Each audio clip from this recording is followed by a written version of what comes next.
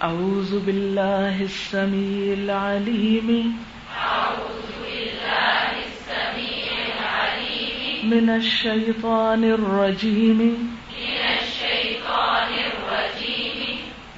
هو الله الذي لا إله إلا هو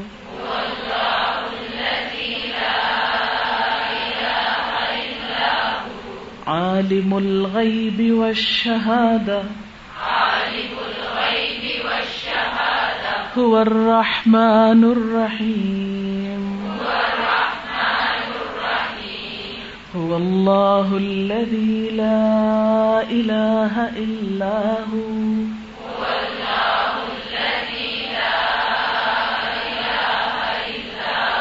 الملك القدوس السلام المؤمن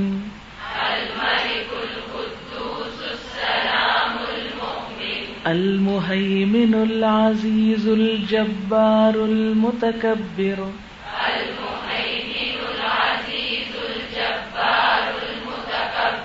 سبحان الله عما يشركون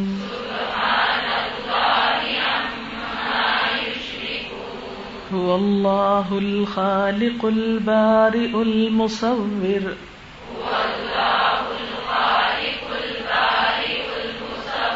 له الأسماء الحسنى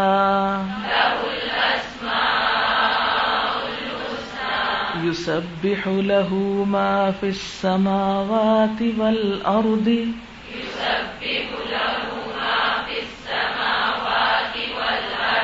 وهو العزيز الحكيم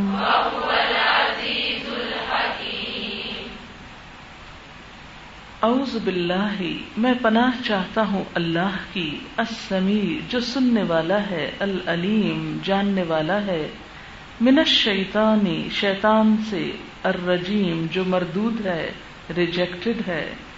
هو اللہ وہ اللہ الذی وہ ذات ہے لا الہ الا ہو جس کے سوا کوئی الہ نہیں عالم الغیب والشہادہ غیب اور حاضر کا جاننے والا ہے هو الرحمن الرحیم وہ مہربان بار بار رحم کرنے والا ہے هو اللہ الذی وہ اللہ وہ ذات ہے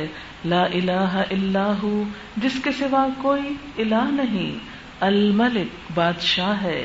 القدوس نہایت پاکیزہ السلام سراسر سلامتی المؤمن امن دینے والا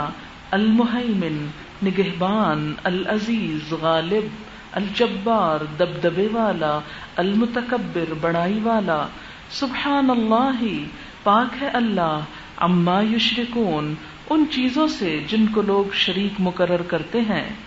هو اللہ وہ اللہ الخالق بنانے والا ہے البارئ پیدا کرنے والا ہے المصور صورت بنانے والا ہے لہ الاسماء الحسنی اسی کے ہیں بہت اچھے اچھے نام یسبح لہ تسبیح کر رہے ہیں اس کے لیے ما فی السماوات والارض جو بھی آسمانوں اور زمین میں ہیں وہو العزیز الحکیم اور وہ غالب حکمت والا ہے سورۃ الحشر کی آیت نمبر 22 سے 24 تک ہے. ان آیات میں اللہ تعالیٰ کی بہترین صفات بیان ہوئی ہیں، اللہ کے ناموں کا ذکر ہے. قرآن پاک میں آتا ہے وَلِلَّهِ الْأَسْمَاءُ الْحُسْنَى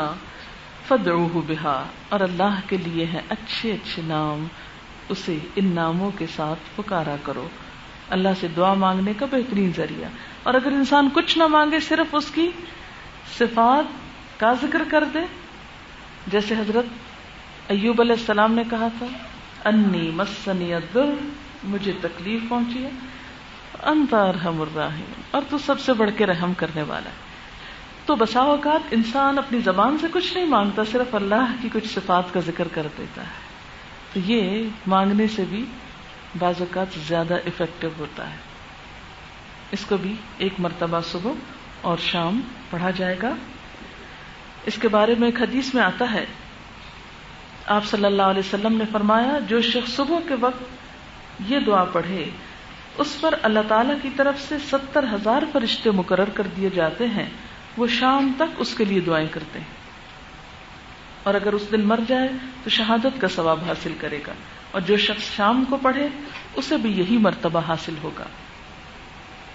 اس کے بعد 3 قل ہیں جن کو 3 بار پڑھا جائے گا، اور ان کا پڑھنے والا بھی اللہ تعالی کی حفاظت میں رہتا ہے۔ حضرت عبداللہ بن خبیب سے روایت ہے کہ رسول اللہ صلی اللہ علیہ وسلم نے فرمایا پڑھ۔ میں نے عرض کیا کیا پڑھوں؟ فرمایا پڑھ، اور پھر یہ 3 قل پڑھ کر بتائے۔ اور ویسے بھی آپ جانتے ہیں کہ صبح و شام اللہ تعالیٰ کی توحید کا اقرار اللہ تعالیٰ کو راضی کرتا ہے، اور آخری 2 معوذتین میں مختلف چیزوں کے شر سے پناہ مانگی گئی ہے۔ نبی صلی اللہ علیہ وسلم پر جب جادو ہوا تو اس کا علاج بھی یہی صورتیں بتائی گئیں، اور یہ حفظ ما تقدم کے طور پر بھی پڑھی جا سکتی ہے۔